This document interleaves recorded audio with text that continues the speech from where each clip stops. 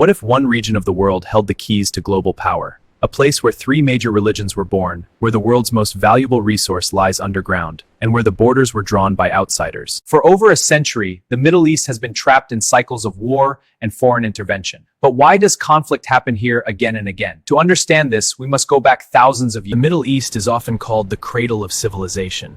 This is where some of the earliest human societies were born. Empires like Babylon, Persia, the Ottoman Empire. For thousands of years, the region was one of the most powerful centers of the world.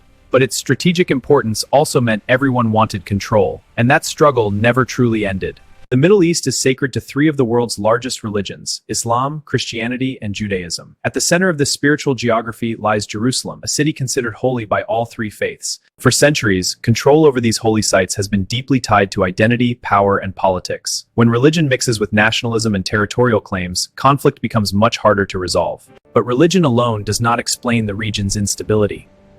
Another factor changed everything in the 20th century. For more than 600 years, most of the Middle East was ruled by a single power, the Ottoman Empire. But after World War I, the empire collapsed. European powers stepped in. Britain and France secretly created the Sykes-Picot Agreement. They divided the Middle East into new countries like Iraq, Syria, and Jordan. But these borders were drawn without considering ethnic groups, tribes, or religious divisions. The result? Many countries were born with internal tensions already built in. This transformed the region into a center of global power and competition. Superpowers began to protect their interests, foreign governments supported allies, and the region became a chessboard for global politics. One of the most complex and longest conflicts in the region is between Israel and Palestine. But this land was already home to many Palestinian Arabs. After World War II, a new Jewish state was created in 1948. The result was war, displacement, and decades of conflict. Even today, disputes over borders, settlements, security, sovereignty continue to fuel tension. The result was war, displacement, and decades of conflict.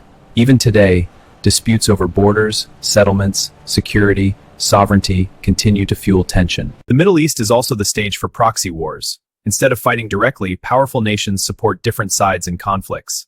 Examples include the Syrian civil war and the Yemeni civil war. Regional powers like Iran and Saudi Arabia compete for influence. Meanwhile, global powers also shape the region's politics. These rivalries make conflicts far more complicated and harder to end. The Middle East is incredibly diverse. Different groups include Arabs, Persians, Kurds, Turks. There are also religious divisions, such as Sunni and Shia Islam. When political power becomes tied to these identities, tensions can grow quickly. These internal divisions often turn political disputes into long-lasting conflicts. Despite decades of conflict, the Middle East is also changing. New economic projects, diplomatic agreements, and shifting global alliances are reshaping the region. Some countries are investing heavily in technology, tourism, and innovation. The future of the Middle East may not only be defined by conflict, but by transformation. And the story of this region is still being written. The Middle East is not simply a land of war. It is a land of history, culture, faith, and immense geopolitical importance. Understanding its past is the only way to understand why the world still watches it so closely today.